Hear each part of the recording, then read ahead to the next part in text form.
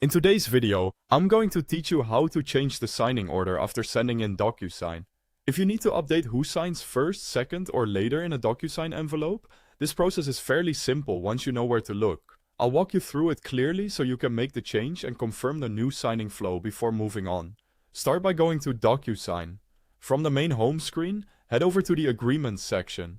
This is where you can manage the documents and envelopes you're working on. Once you're there, click on Drafts. In this area, you'll see the documents that are still available for editing.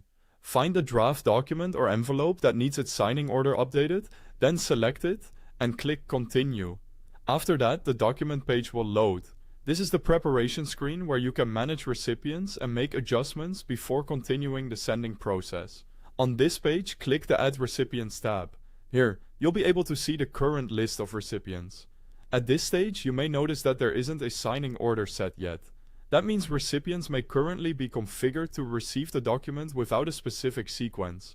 To change that, tick the option for Set Signer Order. As soon as you enable it, DocuSign gives you the ability to define the sequence in which each person receives and signs the document. If you want to check the current routing flow, click View. This helps you confirm how the document is currently set to move between recipients. After reviewing it, click Close to return to the editing screen. Now you can update the order as needed. Adjust the recipient sequence directly in the list.